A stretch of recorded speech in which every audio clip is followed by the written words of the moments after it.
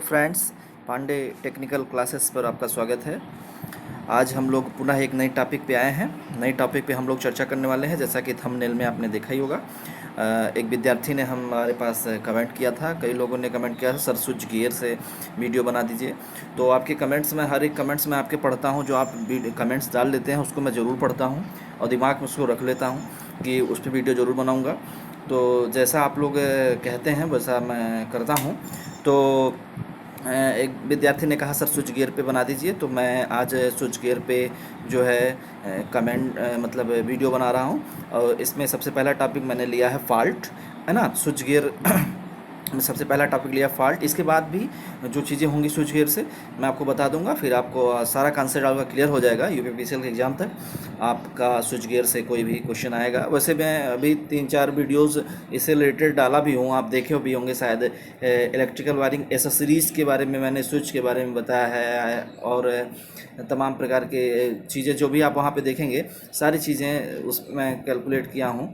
Wiring भी पढ़ाया हूँ। तो अगर आप नहीं देखे हैं तो जाके उस वीडियो को देख लीजिए। और चलिए आज हम लोग पढ़ते हैं स्विच गियर, और पूरा वीडियो को देखें ध्यान से, है ना।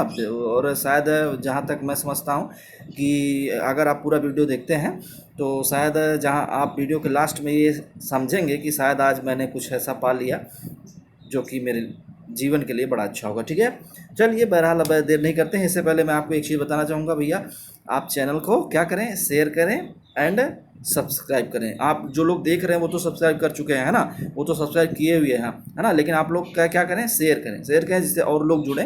वैसे चैनल का ग्रोथ धीरे धीरे रोज़ बढ़ ही रहा है, मैं रोज़ देख रहा हूँ, रोज़ चैनल का ग्रोथ बढ़ ही रहा है, तो मुझे बहुत खुशी होती है। तो आप लोग जो है इसको थोड़ा सा शेयर करें, है ना, शेयर करें तभी मज़ा आएगा। चलिए अब चलते हैं, लेट नहीं करते हैं, डायरेक्टली चलते हैं वीडियो पे। चलिए देखिए आ गए हम लोग अपने टॉपिक पे। ये मैं इसको ले लिया हूँ, अब यहाँ से आपको समझाने में काफ़ी अच्छा रहेगा। अब चलिए मैं आपको एक एक करके समझाऊंगा, ठीक है। आज पूरा आपका फॉल्ट क्लियर करा दूंगा, ठीक है। देखिए फॉल्ट क्या चीज़ होती है, सबसे पहले मैं आपको बताता हूँ fault. What is fault? Fault का मतलब ये होता है दोष, है ना, दोष हो जाए। और यहाँ पे देखिए दोस्त तो बहुत सारे होते हैं, है ना, बहुत सारे फॉल्ट होते हैं जीवन में।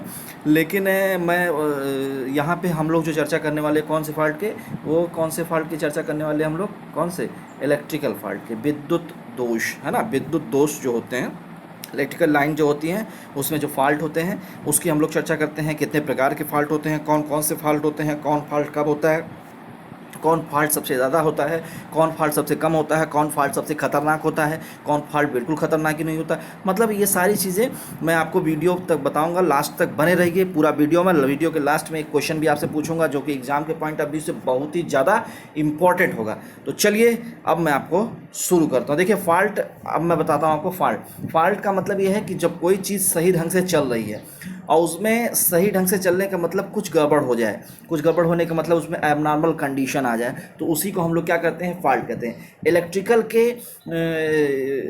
हिसाब से अगर इसकी परिभाषा को हम कहें तो एक सिंपल सी परिभाषा बनती है, एक सिंपल सी परिभाषा बनती है कि जब जिस समय सिस्टम में, जिस चाहे वो ट्रांसमिशन लाइन हो, चाहे डिस्ट्रीब्यूशन लाइन हो, चाहे आपके घर की वायरिंग हो, जहाँ भी फॉल्ट होता है तो करंट का मान बहुत अधिक हो जाता है।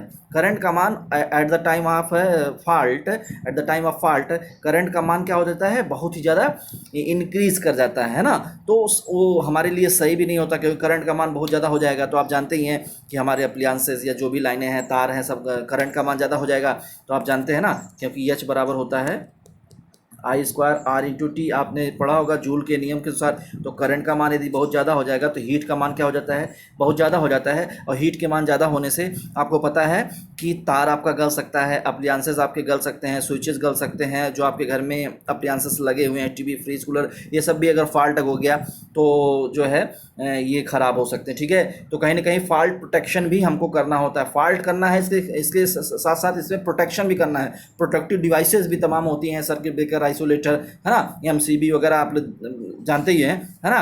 तो ये सारी चीज़ें हैं, तो उसको उसको भी हम लोग चर्चा करेंगे। सारी चीज़ें मैं आपको बताऊंगा, आज पूरी टॉपिक हम लोग ख़त्म करने वाले हैं, ठीक है। तो चलिए अब हम लोग शुरू करते हैं इसमें जो है देखिए, कंडीशन से हम लोग शुरू करते हैं। सबसे पहले तो एक होती है सामान्य कंडीशन। सामान्य कंडीशन का मतलब जब सब कुछ ठीक चल रहा है, जैसे 3 फेज की लाइन है, ये 3 फेज की लाइन है, आर है, वाई है, बी है, सब में ठीक ठाक सब कुछ चल रहा है, जितने वोल्टेज है सब एकदम बैलेंस कंडीशन चल रहा है, कोई दिक्कत नहीं है, ठीक है, सब कुछ अच्छा है। लेकिन ऐसा तो हो नहीं सकता कि सब कुछ अच्छा हो, कुछ ना कुछ तो गड़बड़ ही होता होना। एक चीज़ मैं आपको बता दूं फॉर योर काइंड इन्फॉर्मेशन, कि हमेशा कभी भी सिस्टम दो प्रकार का होता है। आप ट्रांसमिशन लें चाहे डिस्ट्रीब्यूशन लें, सिस्टम आपका दो प्रकार का होता है। जो आपका सिस्टम है ये दो प्रकार का, एक सिस्टम होता है आपका एक सिस्टम आपका होता है बैलेंस्ड सिस्टम, एक सिस्टम होता है बैलेंस, और एक होता है कैसा system, unbalance system. Unbalance system, ठीक है। तो अनबैलेंस सिस्टम, बैलेंस सिस्टम मतलब जिसमें तीनों फेज में जो आर वाई बी आपके तीनों फेज में वोल्टेज करंट फेज एंगल सारी चीज़ें समान हो, उसे हम बैलेंस्ड कहते हैं। और अनबैलेंस उसे कहते हैं जिसमें तीनों फेजों में समान ना हो, किसी में कम हो, किसी में ज़्यादा हो, किसी में वोल्टेज ज़्यादा हो, किसी में वोल्टेज कम हो, किसी पे लोड ज़्यादा हो, करंट ज़्यादा हो, करंट कम हो, तो उसे हम लोग अनबैलेंस कहते हैं, ठीक है। तो इसके अलावा भी अभी मैं आगे आगे वीडियो के आगे मैं बताऊंगा, दो प्रकार के फॉल्ट और होते हैं, वीडियो के आगे मैं आपको बताऊंगा कि वो उनका क्लासिफिकेशन एग्जाम में वो बहुत पूछा जाता है। एक चीज़ मैं आपको और बता दूं, जो डिस्ट्रीब्यूशन सिस्टम होता है उसमें जो लोड होता है, जो सप्लाई होती है, हमेशा कैसा होता है, अनबैलेंस होता है, ठीक है। उसमें जो लाइन होती है हमेशा जान लीजिएगा वो कैसी होती है, अनबैलेंस होती है। और ट्रांसमिशन लाइन में हमेशा लाइन आप देखिएगा बैलेंस होती है। क्यों बैलेंस होती है? क्योंकि वहाँ पे तो कोई कंज्यूमर जुड़ा नहीं होता ट्रांसमिशन लाइन से। कंज्यूमर किससे जुड़ा होता है? डिस्ट्रीब्यूशन लाइन से। तो वो लाइन जो होती है अनबैलेंस मतलब असंतुलित होती है, ठीक है। ये चीज़ आपको समझ में आ गई है। कभी कभी पूछा जाता है कि डिस्ट्रीब्यूशन लाइंस आर, पहला ऑप्शन देगा बैलेंस, दूसरा ऑप्शन देगा अनबैलेंस, तीसरा ऑप्शन देगा बैलेंस आर अनबैलेंस, चौथा ऑप्शन कुछ भी और दे सकता है। तो बहुत लड़के गलती करते हैं, तो बैलेंस भी हो सकती है, अनबैलेंस भी हो सकती है। बैलेंस तो हो ही नहीं सकती, क्योंकि कंज्यूमर इतने अच्छे थोड़ी है ना, किसको पता कि भैया कहाँ से जैसे आप समझा दे रहा हूँ आपको, रुक जाइए, ये आपको समझा दे रहा हूँ क्यों अनबैलेंस रहती है वो भी थोड़ा सा। जैसे ये 3 फेज की लाइन गई हुई है ना, और यहाँ मान लीजिए किसी का घर है, यहाँ मान लीजिए किसी का घर है, इस तरीके से। तो ये इस फेज से लाइन लिए हुए हैं, ये इस फेज से लाइन लिए हुए हैं, तो ये अपने घर में TV, fridge, cooler, washing machine, पंखा सब कुछ चला रहे हैं, है ना। और पता चला लोड लिए हैं 2 किलोवाट का और चला रहे हैं 5 किलोवाट का, तो ये गड़बड़ हो जाता है। उसी प्रकार ये भी हैं, ये इस फेज से कनेक्शन लिए हैं और इनके यहाँ भी लोड 2 किलोवाट का है, लोड है 2 किलोवाट का, और चला रहे हैं 6 kilowatt, TV, fridge, cooler, washing machine, पंखा, मोटर, सारी चीज़ें चला रहे हैं। इस वजह से सिस्टम प्रत्येक फेज में इस पे भी कंज्यूमर होंगे, इस पे भी कंज्यूमर होंगे, इस पे भी कंज्यूमर होंगे, तो इस वजह से लोड अनबैलेंस हो जाता है, ठीक है। ये चीज़ें हैं, ठीक। चलिए अब हम लोग चलते हैं। तो देखिए यहाँ पे आपको मिल गया क्या, यहाँ पे आपको मिल गया नॉर्मल कंडीशन, और यहाँ पे हो गया एब नॉर्मल कंडीशन, ठीक है। एब नॉर्मल कंडीशन। वीडियो थोड़ा लंबी होने वाली है, लेकिन देखो यार एक चीज़ आप समझो, यूट्यूब पे बहुत सारे ये ट्रेंड है, देखें हम वीडियो छोटा है तभी ओपन करते हैं, लेकिन एक चीज़ आप समझो, कुछ अच्छा बताने के लिए आप क्लास में आते थे, तो क्लास में आते हैं आप 2-2 घंटा पढ़ाते थे, लेक्चर में आपको पढ़ाते थे, तो आपको मतलब आप कहते सर और पढ़ाइए, आप नहीं थकते थे। और वीडियो आपको यूट्यूब वीडियो पे अभी आपको कोई और फिल्म देखनी हो, कुछ और देखनी हो, तो आप 3-3 घंटे की देख ले जाते हैं। लेकिन अगर आपको कोई पढ़ाई से रिलेटेड वीडियो देखना है तो आप 1 घंटे, 1.5 घंटे या 20 मिनट में ही उबने लगते हैं, ठीक है। तो ये ठीक नहीं है ना, क्योंकि आपको कुछ अच्छे तरीके से बताना है तो वीडियो लंबा होना ही होना है ना। अगर आपको बढ़िया से बताना है और ऐसे ही ऊपर ऊपर बता दिया जाए तो फिर तो सब सारी चीज़ें फ़ोटो दिखा के ही ख़त्म करते हैं, है ना। तो इस वजह से वीडियो थोड़ा लंबा होगा, पेशेंस ज़रूर बना के रखिए, ठीक है। चलिए आज इसमें देखिए नेक्स्ट है, देखिए सामान्य कंडीशन, एक होती है असामान्य कंडीशन। सामान्य कंडीशन जब सब कुछ ठीक हो, और असामान्य कंडीशन जब फॉल्ट हो जाए, अब नॉर्मल कंडीशन आ जाए, है ना। अब नॉर्मल मतलब असामान्य हो जाए, ठीक है। उसे हम लोग क्या कहते हैं, just like a fault. Fault को एक दूसरे नाम से भी जान सकते हैं, जस्ट लाइक अ एक्सीडेंट, है ना। ये एक्सीडेंट होता है जिसमें कुछ ना कुछ गड़बड़ हो जाता है। चलिए एक्सीडेंट यहाँ पे 2 प्रकार से है, देखिए ध्यान से। हमारे यहाँ ट्रांसमिशन लाइन में, डिस्ट्रीब्यूशन, कहीं भी एक्सीडेंट 2 प्रकार से, एक होता है इलेक्ट्रिकल फॉल्ट कंडीशन और दूसरा होता है क्या, मैकेनिकल फॉल्ट कंडीशन, है ना। तो इलेक्ट्रिकल फॉल्ट कंडीशन क्या होता है, सॉरी इलेक्ट्रिकल का तो हम चर्चा करेंगे बढ़िया से, मैकेनिकल बता देते हैं क्योंकि मैकेनिकल बहुत इंपॉर्टेंट नहीं है। मैकेनिकल का मतलब ये है कि जैसे कि आप लाइन जा रही है, उसमें इलेक्ट्रिकल से कुछ नहीं, जैसे मान लीजिए ऐसे समझा रहा हूँ, रुक जाइए। जैसे ये आपका एक पोल है, ठीक है, दूसरा आपका ये पोल है, और ये मान लीजिए इससे ये तार गए हुए हैं, ये 3 तार यहाँ से गए हुए हैं, और ये इंसुलेटर्स लगे हुए हैं, यहाँ भी इंसुलेटर्स इस तरीके से लगे हुए हैं। तो होता क्या है कि मान लीजिए ये पोल टूट जाए, या इस पे लगा हुआ इंसुलेटर टूट जाए, या आपका तार ही टूट जाए, तार में जाने वाली धारा, सॉरी सॉरी सॉरी, तार टूटेगा तो वो तो फॉल्ट में आ जाएगा। जैसे क्रॉस आर्म जो लगा है, अगर क्रॉस आर्म आपका टूट जाए, तो ये सब सारी चीज़ें, या आधी तूफान आ जाए, है ना, ये भी चीज़ें हैं, है ना, आधी तूफान आ जाए, 2 तार आपस में लड़े, या आपका मतलब ये है कि मैकेनिकल चीज़ें टूट फूट हो जाएं, उसे हम लोग जो कहते हैं उसे यांत्रिक प्रदोष, ये मैकेनिकल फॉल्ट कहते हैं। ये हमारे लिए बहुत इंपॉर्टेंट नहीं है, क्योंकि इसका कुछ एनालिसिस हमको करना नहीं, बस इतने जानना है कि खंभा टूट जाए, क्रॉस आर्म टूट जाए, इंसुलेटर टूट जाए, स्टे वायर, स्टे इंसुलेटर टूट जाए, तो ये सारी चीज़ें जो होती हैं ये मैकेनिकल फॉल्ट के अंतर्गत आती है। ठीक है, अच्छा, अब इसके बाद देखिए हम अपने वाले टॉपिक पे चलते हैं ना, जो कि सबसे ज़्यादा इंपॉर्टेंट है, पूछा भी जाता है। मैकेनिकल फॉल्ट बहुत कम होता है, ये ज़्यादा होता भी नहीं है ना, है ना, मैकेनिकल फॉल्ट नहीं होता। वैसे डिस्ट्रीब्यूशन में तो हमेशा हमेशा आप देखते होंगे मैकेनिकली, है ना, कभी खंभा टूटा हुआ है, तो कभी जो है इंसुलेटर टूटा हुआ है, वगैरह वगैरह सारी चीज़ें डिस्ट्रीब्यूशन में देखने मिलती हैं। लेकिन आपको ट्रांसमिशन में एकदम नहीं देखने को मिला, कहीं कुछ भी मैकेनिकल फॉल्ट आपको देखने को नहीं मिलने वाला है। चलिए आपको मैं दिखाता हूँ इलेक्ट्रिकल फॉल्ट। इलेक्ट्रिकल फॉल्ट मतलब समझ रहे हैं? इलेक्ट्रिकल फॉल्ट मतलब जान लीजिए, जब इलेक्ट्रिकल फॉल्ट बात करिए तब वोल्टेज आ गया, करंट आ गया, पावर आ गया, पावर फैक्टर आ गया, ये सारी चीज़ें आ गई, वी आई कास पाई, ये सारी चीज़ें आ गई जब इलेक्ट्रिकल फॉल्ट की बात करेंगे। वोल्टेज ज़्यादा हो गया, करंट ज़्यादा हो गया, ये सारी चीज़ें अब नॉर्मल कंडीशन है ना, क्योंकि जो चीज़ें दिखती नहीं है, मैकेनिकल का मतलब जो चीज़ें दिखती हैं, इलेक्ट्रिकल में तो कुछ दिखता ही नहीं है। वोल्टेज किसी ने देखा क्या? करंट किसी ने देखा क्या? पावर किसी ने देखा क्या? ये सब तो एक कल्पना है, जो कि एक अनुभव से, क्योंकि विद्युत की परिभाषा ये है कि विद्युत एक प्रकार की ऊर्जा है जिसको उसके अनुभवों से, अनुभव मतलब उसके जो काम है, उसके काम से ही उसको अनुभव किया जा सकता है। जैसे लाइक आपने बताया, हमने जानते भी होंगे उसके जैसे हीटिंग इफेक्ट हो गया, केमिकल इफेक्ट हो गया, मैग्नेटिक इफेक्ट हो गया, उसके प्रभाव से ही हम लोग जान पाते हैं, अदरवाइज देखा कभी नहीं गया है। ठीक है, तो चलो भाई आगे बताते हैं आपको इसमें क्या है। तो ये विद्युत फॉल्ट देखिए हमारे यहाँ मुख्यतः जो है वह 2 प्रकार का है। ये देखिए, एक आपका है ओपन सर्किट फॉल्ट है, और दूसरा आपका है शॉर्ट सर्किट फॉल्ट। बहुत खतरनाक भैया, short circuit fault, open circuit fault, short circuit fault, और एक है भू प्रदोष फॉल्ट, अर्थ फॉल्ट बहुत इम्पोर्टेंट है ना, बहुत इम्पोर्टेंट है। शायद अगर ऑफलाइन जब क्लासेस चलते थे तो वहाँ मैं बहुत ही मतलब एंजॉय करके पढ़ाता हूँ, बहुत मज़ा भी आता है ना, 2-2 घंटे आराम से पढ़ाओ तो थोड़ा सा मज़ा आ जाता है। ये यूट्यूब पे थोड़ा सा टाइम कम रखना पड़ता है, बहरहाल मैं आपको बताऊंगा ज़रूर। चलिए, तो ये 3 प्रकार के फॉल्ट हैं, ये आप देखिए, एक ओपन सर्किट फॉल्ट, दूसरा है शॉर्ट सर्किट फॉल्ट कंडीशन, तीसरा है अर्थ फॉल्ट कंडीशन। अब चलिए इन तीनों फॉल्ट की हम लोग विस्तृत एनालिसिस करते हैं। देखिए आ गया हमारे सामने टाइप ऑफ फॉल्ट। सबसे पहला देते हैं हम लोग ओपन सर्किट फॉल्ट। ठीक है, ओपन सर्किट फॉल्ट क्या होता है, एक चीज़ मैं आपको बता दूं, ओपन सर्किट का मतलब इसे हम लोग कभी कभी पूछ लेता है, इसे हम लोग सीरीज फॉल्ट भी कहते हैं। सीरीज का मतलब श्रेणी फॉल्ट। कैसे, क्यों श्रेणी फॉल्ट करते हैं? क्योंकि तार जब टूटता है तो एक प्रकार से सीरीज में ही तो होता है। जैसे तार टूट गया, यहाँ से कहीं से तार टूट गया तो क्या होता है, सीरीज ही तो होता है, इसलिए इसे सीरीज फॉल्ट भी बोलते हैं। For your kind information. अब देखिए नेक्स्ट हम लोग चलते हैं, इसमें क्या दिया गया है कि हम तीनों फेजों की एनालिसिस करते हैं, किस किस फेज में क्या हो सकता है ना। देखिए fault in single phase line में क्या होगा, सिंगल फेज लाइन में ओपन सर्किट फॉल्ट हो सकता है नहीं? हाँ, हो सकता है। ये देखिए ओपन सर्किट, जैसे आर फेज है, ये वाई फेज है, ये बी फेज है, लेकिन देखिए इसमें फॉल्ट, ओपन सर्किट फॉल्ट किस में हुआ? केवल आर में हुआ है। ठीक है, केवल आर में हुआ है। एक फेज क्या हो गया है, ओपन हो गया। यहाँ इस पॉइंट पे आप देख रहे हैं ना, इस पॉइंट पे क्या हो गया है, ओपन हो गया है ना, फॉल्ट हो गया है। अब देखिए फॉल्ट इन 2 फेज, 2 फेज में अगर है तो ओपन सर्किट फॉल्ट 2 फेज में भी हो सकता है। पूछता है कि 2 फेज में ओपन सर्किट फॉल्ट हो सकता है कि नहीं हो सकता?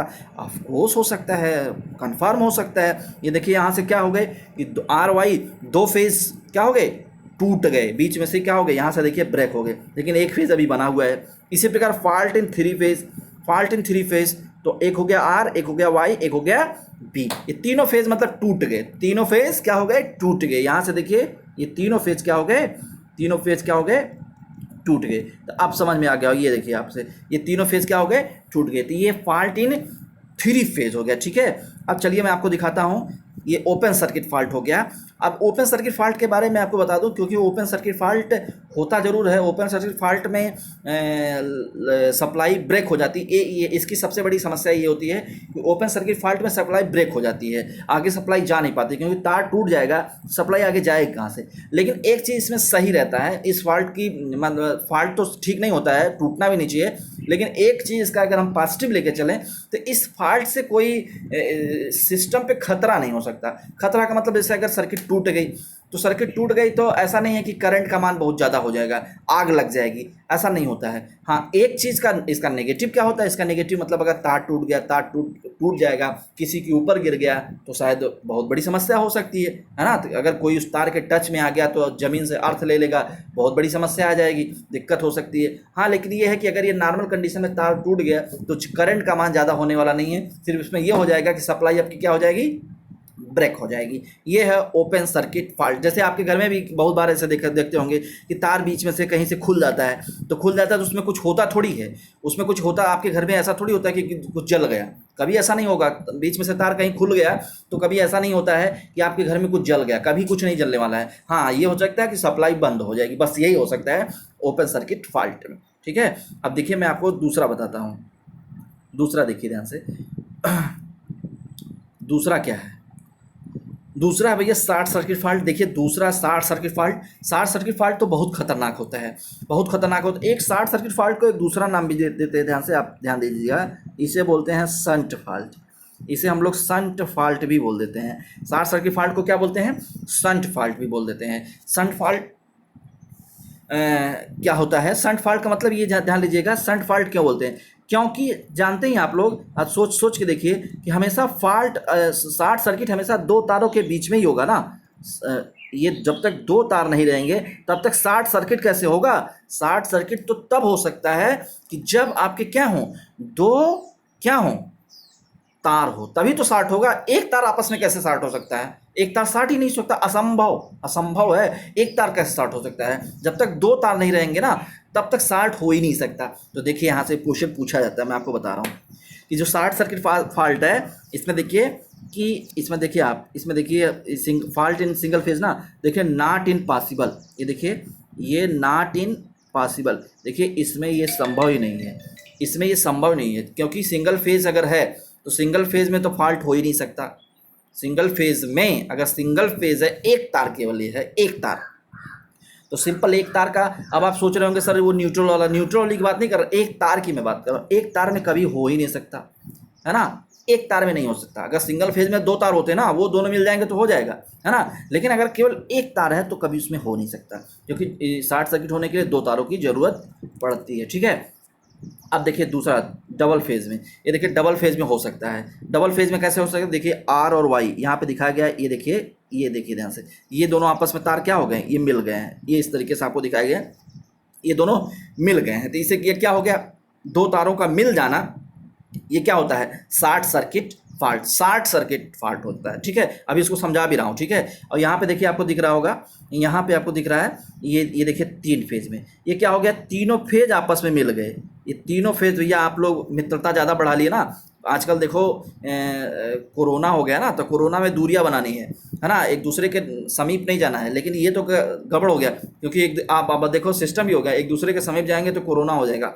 अब यहाँ भी देखो क्या हो रहा है, एक दूसरे के समीप, ये तीनों लोग क्या किए हैं कि आपस में मिल गए भैया, है ना, आपस में मिल के अपना जो है मजा कर रहे हैं ना। ये बहुत खतरनाक होते हैं, ये तीनों जो आपस में मिलते हैं ना, ये तीनों आ रहे हैं, वो हैं तो ये भाई भाई है ना, भाई भाई हैं, लेकिन इनका दूर दूर रहना ही अच्छा है।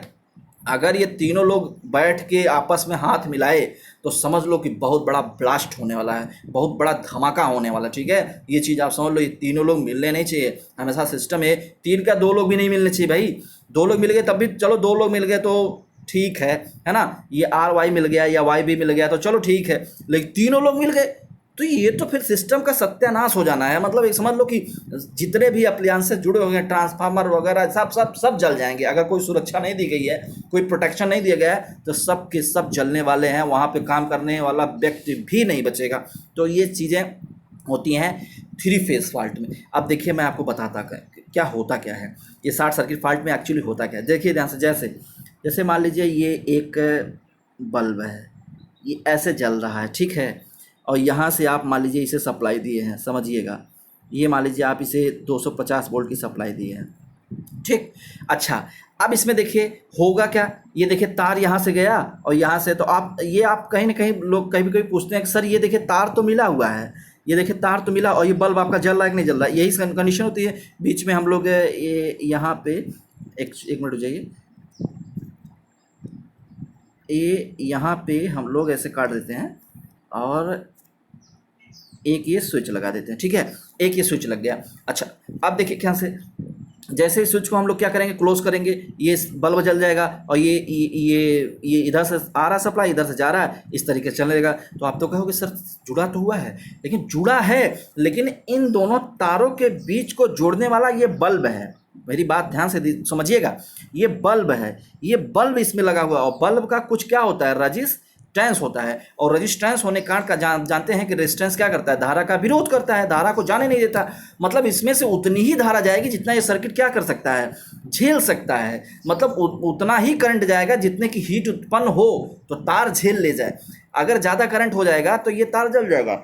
अब देखिए होता क्या है, आपको मैं बता दे रहा हूँ। तो बल्ब से होने का डायरेक्टली शार्ट नहीं होता है, डायरेक्टली शार्ट नहीं होता है, मतलब बल्ब लगा होता है, डायरेक्टली शार्ट नहीं होता है। अब देखिए हुआ क्या, ये तो बल्ब लगा हुआ था, सब ठीक ठाक था, लेकिन ये तार यहीं से टूटा और डायरेक्टली आके ये देखिए यहाँ से जुड़ गया। ये देखिए ये ऐसे हो गया, अब सर्किट ऐसे हो गई, मतलब यहाँ से करंट जा रही थी। अब देखिए ये तार ये यहीं से आके इधर टच हो गया, ध्यान दीजिएगा। समझ में आ रहा ना? एक मिनट रुक जाइए, बता रहा हूँ आपको। ये देखिए मैंने पेन का कलर चेंज कर लिया। ये देखिए ये इधर से आया और ये इधर से चला गया। अब ध्यान दीजिएगा, ये यहाँ से आया, ये इधर, मतलब इधर गया ही नहीं। अब देखिए यहाँ बीच में कोई रेजिस्टेंस है, तार डायरेक्टली कोई रेजिस्टेंस नहीं है, मतलब धारा को रोकने वाला कोई नहीं है। मतलब ध्यान दीजिएगा, यह तार और यह तार दोनों डायरेक्टली जुड़ गए, मतलब बीच में रोकने वाला कोई नहीं है, मतलब बीच में दोनों को बचाव करने वाला कोई नहीं है। मतलब मेरी बात आप समझ पा रहे होंगे, बीच में बचाव करने वाला कोई नहीं है, डायरेक्टली जुड़ गए। जैसे समझो यार, एक चीज़ आपको बता दे रहा हूँ ना, ऐसे समझो, जैसे समझो, जैसे ये एक व्यक्ति ये है, ए नाम का कोई व्यक्ति है, एक व्यक्ति बी है ना। तो दोनों आपस में क्या है कि दोनों मिल जाएंगे तो गड़बड़ हो जाएगा, तो बीच में एक तीसरा व्यक्ति है ना। तो ये मिले तो हुए हैं, लेकिन ये तीसरे व्यक्ति से काम चला रहे हैं। ये तीसरा व्यक्ति है, ये तीसरा व्यक्ति मान लीजिए सी है, यह ए बी और सी के बीच में मीडिएटर का काम कर रहा है, तो काम चल रहा है। लेकिन ये सी नहीं है, ये डायरेक्टली अगर ये दोनों मिल जाएं, अगर ये डायरेक्टली दोनों मिल जाए तो क्या कर जाएंगे, खतरनाक भयंकर मिलेंगे, तो जान लो कि गड़बड़ हो जाएगा। तो ये तीनों सी से काम चला रहे थे, ए और बी सी से काम चला रहे थे, है ना, सी से काम चला रहे थे। और ए बी अगर डायरेक्टली मिल गए तो समझ लो खतरनाक हो जाएगा। ए बी आपस में जैसे ही मिले तैसे ही भयंकर शॉर्ट सर्किट होगा। तो अब आप समझ गए होंगे कि मेरे कहने का मतलब क्या था। मेरे कहने का मतलब ये था कि यही जो दो तार थे, ध्यान दीजिएगा, यही जो दो तार थे और यहाँ से आपने सप्लाई दिया है, तो ये सी का काम कर रहा है और ये ए है, ये बी है। तो ए बी सी के माध्यम से जुड़े हुए हैं। लेकिन अगर सी नहीं है, डायरेक्टली ए बी जुड़ गए, तो दोनों तार क्या हो जाएंगे, शॉर्ट सर्किट हो जाएंगे। और जैसे ही शॉर्ट होगा तो आप जानते हैं, क्योंकि बीच में कोई रेजिस्टेंस है नहीं, तो रेजिस्टेंस है नहीं तो धारा का कोई भी, मतलब धारा का मान बहुत ज़्यादा हो जाएगा। और जब धारा का मान बहुत ज़्यादा होगा तो क्या होगा, धारा का मान बहुत ज़्यादा होगा तो मज़ा आने वाला है। क्या देखो, H बराबर होता है I² R/T। तो क्या होगा, धारा का मान बहुत ज़्यादा हो जाएगा, तो हीट का मान क्या हो जाएगा, हीट का मान बहुत ज़्यादा हो जाएगा, मतलब गर्मी यहाँ लग जाएगी और जितने भी अप्लायंसेस है वो जल जाएंगे। अब यहाँ पे देखो, अगर तीनों लोग आपस में मिल गए तब तो भैया क्या होना है, तब क्या होना है, बहुत ही गड़बड़ होना है। ठीक है, तो चलिए ये हो गया short circuit fault. I hope आपको अच्छी तरीके से समझ में आ गया। और इसे शॉर्ट सर्किट क्यों बोलते हैं, नाम क्यों शॉर्ट सर्किट रखा गया है, इसलिए ये भी आपको मैं बता देता हूँ नाम क्यों शॉर्ट सर्किट रखा गया है। ये देखिए ध्यान से, जैसे ये इस तरीके से है, ये लगा हुआ है, तो ये यहाँ से आप इसे सप्लाई दे रहे हैं, तो ये सर्किट इतनी लंबी है, यहाँ से होकर यहाँ आ रही है, और अगर तार यहीं से जुड़ गया, यहाँ से यहीं दोनों आपस में मिल गए, तो देखो सर्किट शॉर्ट का मतलब छोटा, लघु। तो देखो अब सर्किट, पहले सर्किट इतनी बड़ी थी, ध्यान दीजिएगा, इतनी बड़ी सर्किट थी कि नहीं थी, बोलो भाई, देखो ध्यान से। अगर अब नहीं समझ में आया ना तो कभी समझ में नहीं आएगा। ध्यान दे रहा हूँ, इतना मेहनत से पढ़ा रहा हूँ, ध्यान समझो, है ना। सर्किट इतनी लंबी थी, लेकिन अभी क्या हो गया, अब ये यहीं से हो गया, यहीं से जुड़ गया, यहीं पे दोनों तार टच हो गए। तो ये देखो ध्यान से, ये क्या हो जाएगा, इसका मतलब सर्किट पहले पहले इतनी लंबी थी, लेकिन अब इतनी हो गई है। अब कितनी हो गई है, इतनी हो गई, मतलब सर्किट कैसी हो गई, छोटी हो गई है। इसीलिए कहते हैं इसे short circuit fault. I hope आपको बहुत अच्छे तरीके से समझ में आ गया होगा। ठीक है, चलिए अब हम लोग आगे चलते हैं। नेक्स्ट फॉल्ट है अर्थ फॉल्ट। बड़ा खतरनाक ये भी होता है ना, लेकिन भैया शॉर्ट सर्किट से ठीक ही है ना। अर्थ फॉल्ट क्या होता है, अर्थ फॉल्ट देखिए सिंगल फेज में अगर है, सिंगल फेज है तो क्या हो सकता है, जैसे एक तार कोई ज़मीन से टच कर गया, एक तार कोई ज़मीन से टच कर गया, इसे हम लोग क्या बोलते हैं, अर्थ फॉल्ट, है ना। और दूसरा क्या होता है कि दो तारे देखिए ज़मीन से टच कर गए, एक इसमें दिखाया गया है, एक देखिए वाई वाला है, एक आपका क्या है, बी वाला। ठीक है, एक मिनट रुक जाए, हाँ पेन का ये देखिए, एक बी वाला है और एक कौन सा है, वाई वाला। ये ज़मीन से मतलब तार ज़मीन से टच कर जाए, ये देखिए इसका सिंबल मतलब होता है तार क्या हो जाए, ज़मीन से टच कर जाए। ठीक है, इसे अर्थ फॉल्ट बोलते हैं। अर्थ फॉल्ट खतरनाक नहीं होता है, बस ये है कि ज़मीन से टच हो जाएगा तो आगे सप्लाई नहीं होगी, उतना खतरनाक नहीं होता। और इसमें क्या है, तीनों फेज में हो सकता है, तीनों फेज ज़मीन से टच कर सकते हैं। ठीक है, आर्थिक पे एक बहुत बढ़िया सा मैं वीडियो बनाने वाला हूँ, एकदम बहुत जोरदार मस्त वीडियो बनाने वाला हूँ, आप तक पहुँचाऊँगा। ठीक है, अब देखिए एक है कंबाइंड और मिक्स्ड फॉल्ट। कंबाइंड फॉल्ट क्या होता है, कंबाइंड फॉल्ट देखिए क्या होता है। कंबाइंड का मतलब कई फॉल्ट आपस में जब मिल जाए उसे कंबाइंड फॉल्ट बोलते हैं। कंबाइंड का मतलब शॉर्ट सर्किट भी हो जाए और वो टूट भी जाए, और वो ज़मीन पे भी गिर जाए, ये सब कंबाइंड फॉल्ट होते हैं ना। अक्सर आपको कंबाइंड फॉल्ट देखने को मिलता है, जैसे तार टूटा तो टूटने के बाद कहाँ जाएगा, वो ज़मीन पे ही तो गिरेगा, आसमान पे तो जाएगा नहीं, है ना, ज़मीन पे ही गिरेगा। तो ये सब कंबाइंड फॉल्ट होते हैं। मतलब ये देखिए ध्यान से, जैसे इसमें दिखाया गया है, ये देखिए जैसे इसमें है तो एक तार देखिए बी वाले में दिखाया गया है, बी वाला देखिए ज़मीन से टच है और यहाँ टूटा भी है, टूट के ज़मीन से क्या हो गया है, टच कर गया है। तो ये कंबाइंड है, मिक्स फॉल्ट हो गया, मतलब इसमें अर्थ फॉल्ट भी दिखने को मिल रहा है, और कौन सा फॉल्ट, और आपका कौन सा, ये आपका अर्थ फॉल्ट भी है। ठीक है, और इसमें देखिए, इसमें दूसरे वाले में देखिए, दूसरे वाले में देखिए दो फेज़ में क्या है, दो फेज़ में यहाँ पे आपको दिख रहा है,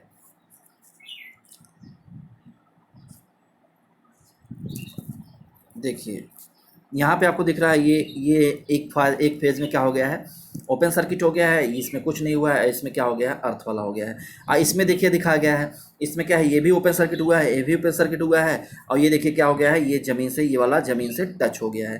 तो ये प्रकार के इतने प्रकार के आपके फॉल्ट रहे। आई होप आपको बहुत अच्छा लगा होगा। अब देखिए वीडियो जो है 27 मिनट का हो गया है, तो बहुत लंबा नहीं करेंगे। मैं तो चाहता था कि 2-3 घंटे लगातार पढ़ाता रहूं, है ना, और आपको बताता ही रहूं, लेकिन ये वीडियो ज़्यादा लंबा हो जाता है तो दिक्कत ये होती है कि आप सब तो देखते हैं, लेकिन जो बच्चे ऐसे हैं जो मुझे नहीं जानते हैं, और जो नए बच्चे ऐसे आते हैं टच में, तो उनको थोड़ा सा समय लगता है। तो इस वजह से आप सब तो देखते हैं, पूरा वीडियो देखते हैं, मैं इस पर देखता हूँ, तो आप लोग तो पूरा वीडियो देखते हो, बहुत अच्छा भी लगता है। चलिए थोड़ा सा कुछ चीज़ें और बता देता हूँ, फिर वीडियो आपको ख़त्म करता हूँ। ठीक है, कुछ बहुत इंपॉर्टेंट चीज़ें बता देता हूँ एग्ज़ाम के पॉइंट ऑफ व्यू से, जो डायरेक्टली एग्जाम में पूछा जाएगा। देखिए कुछ चीज़ें मैं आपको बता देता हूँ। सबसे ज़्यादा फॉल्ट कहाँ होता है, इसको थोड़ा सा ध्यान दीजिए। सबसे ज़्यादा जो फॉल्ट होता है हमारे सिस्टम में ओवरहेड लाइन में। ओवरहेड लाइन आप लोग समझ रहे हैं, जो हमारी लाइन आपको दिखती है बाहर, ट्रांसमिशन और डिस्ट्रीब्यूशन जो लाइन आपको दिखती है, सबसे ज़्यादा फॉल्ट होने के चांसेस वहीं पे होते हैं, जो आपके गांव के बाहर या आप दिख रही होगी, ऊपर से जो तार गया हुआ है, सबसे ज़्यादा 50% फॉल्ट होने की संभावना उसी में रहती है। तो एग्जाम में पूछा जाएगा तो लगाना है 50%, सबसे ज़्यादा फॉल्ट वहीं पर होता है ना। खंबा अम्बा में, तार और में, इधर उधर तमाम फॉल्ट होते रहते हैं, है ना, फ्यूज उड़ता रहता है, आप देखते होंगे। उसके बाद होता है underground cable fault, UG fault. Underground cable में 10%, टोटल फॉल्ट का 10% जिम्मेदार होता है कौन, टोटल फॉल्ट का 50% जिम्मेदार है कौन, ओवरहेड लाइन। और 10% केबल में फॉल्ट बहुत कम आते हैं। और साथ का आप जो जानते हो अंडरग्राउंड में इतनी महंगी होती है ना, अंडरग्राउंड वायरिंग, अंडरग्राउंड जो हम लोग बिछाते हैं लाइन, वो इतनी महंगी होती है कि उसमें फॉल्ट चांसेस बहुत कम होते हैं, इतना ध्यान दिया जाता है। उसके बाद स्विच गियर मतलब आप समझ रहे हैं, जो स्विच सर्किट ब्रेकर होता है, या आपका आइसोलेटर जो होता है, एमसीबी जो होती है, स्विचेस जो होते हैं, वो सारी चीज़ें जो होती हैं, उसमें जो आता है, उसमें उसका 15% होता है, स्विच गियर का 15% जिम्मेदार होता है। ठीक है, अब उसके बाद आता है एसी जनरेटर मतलब आप अल्टरनेटर समझ रहे हैं, अल्टरनेटर में कितना होता है, 5%। टोटल का 5%, अल्टरनेटर में, पावर ट्रांसफार्मर में 7%, उसमें भी देख लीजिए ट्रांसफार्मर में भी बहुत ज़्यादा हानियाँ नहीं होती है ना। और इसके बाद आपको दिख रहा है, दिखाता हूँ, थोड़ा स्लाइड ऊपर करना पड़ेगा। इसमें देखिए फिर उसके बाद पावर ट्रांसफार्मर कितना आ गया, पावर ट्रांसफार्मर में आ गया 7%। और उसके बाद आया इंस्ट्रूमेंट ट्रांसफार्मर में कितना आएगा 2%। इंस्ट्रूमेंट मतलब आप समझ रहे होंगे कौन सा, वो सीटी, जिसे सीटी बोलते हैं, सीटी पीटी है ना, उन्हें उस इंस्ट्रूमेंट ट्रांसफार्मर बोलते हैं, सीटी पीटी। ठीक है, तो चलिए आज का क्वेश्चन आपका सीटी एंड पीटी, आज का आपका क्वेश्चन कमेंट बॉक्स में सभी बच्चे जितने देख रहे हैं सब देने वाले हैं, सीटी एंड पीटी। यही आपका क्वेश्चन है। सीटी मतलब करंट ट्रांसफार्मर, पीटी मतलब पोटेंशियल ट्रांसफार्मर। किस प्रकार के ट्रांसफार्मर होते हैं, किस प्रकार के, स्टेप अप या स्टेप डाउन, कौन स्टेप अप कौन स्टेप डाउन होता है, आप बताइएगा जरूर कमेंट बॉक्स में, क्योंकि बहुत ही ज़्यादा इम्पॉर्टेंट प्रश्न है, पूछा जाता है। ठीक है, आज का क्वेश्चन यही मैं दे दे रहा हूँ, क्योंकि अभी वीडियो समाप्त होने वाला है, तो अभी आज का क्वेश्चन आपको मैं दे रहा हूँ, सीटी और पीटी। ठीक है, तो इसको लिखना है आपको, कमेंट में बताना है। अगर आप कमेंट में बताते हैं तभी मैं अच्छा लगेगा। ठीक है, नेक्स्ट है इसमें भैया, नेक्स्ट है क्या है, चलिए मैं आपको बताता हूँ।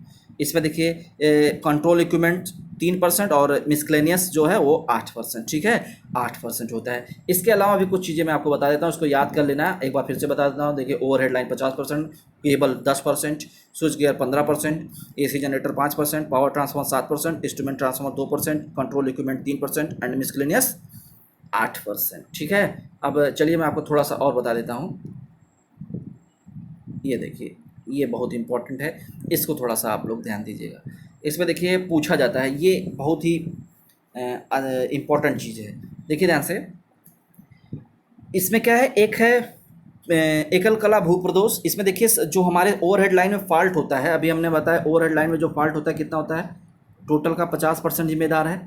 तो मतलब जितना भी ओवरलोड ओवर हेड लाइन में जो फॉल्ट हो रहा है, ओएचई लाइन में जो फॉल्ट होता है, उसमें सबसे ज़्यादा कौन होता है, सबसे कम कौन होता है, उसके हिसाब से देखिए दिया गया है। और ये बहुत इंपॉर्टेंट है, आपको मिलता नहीं जल्दी, याद कर लो।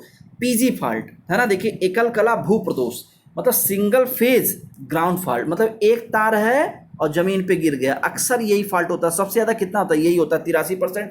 गारंटी लेके ले लो, पूछेगा क्वेश्चन में, है ना। ये बहुत इंपॉर्टेंट क्वेश्चन है, ये यूपी आरबीएल पीसीएल में कई बार क्वेश्चन आ चुका है। आज आपको मैं डाटा सहित बता दे रहा हूँ, दिमाग में रखो। सबसे ज़्यादा जो फॉल्ट होता है वो कौन सा, एकल कला भूप्रदोष मतलब single phase ground fault. Single phase ground fault कितना होता है, 83%। 83% यही संभावना रहती है, 83% यही संभावना रहती है भैया, यही होने वाला है, मैक्सिमम यही होता ही है ज़्यादा। इसके बाद क्या आता है, भू रहित द्विकला प्रदोष, फेस टू फेस फॉल्ट, जो दो फेज टच कर जाएं आपस में। ये इसके बाद जो होता है, ये ध्यान दीजिएगा, दो फेज आपस में क्या कर जाएं, टच कर जाएं, ये मैक्सिमम 9% होता है। ये देखिए इसके बाद 9%, मतलब आप देखते होंगे कब अक्सर देखने को मिलता है कि आंधी तूफान आया तो दो तार आपस में टच कर गए, वगैरह वगैरह सारी चीज़ें देखने को मिलती हैं। अच्छा, इसके बाद आता है टू फेज ग्राउंड फॉल्ट मतलब द्विकला भूप्रदोष, मतलब दो तार हैं टच कर रहे हैं और ज़मीन से भी इनका संबंध हो गया है, मतलब आपस में साट करके ज़मीन से भी टच कर जा रहे हैं। तो ये हो गया है, कितना होगा 5%, बहुत कम लेकिन देखने को मिलता है, 5% है मात्र, कि दो तार साट भी किए और ज़मीन से भी टच कर गए। ये तो बहुत कम देखने को मिलता है, इसलिए देखिए इसका परसेंटेज कितना है, 5%।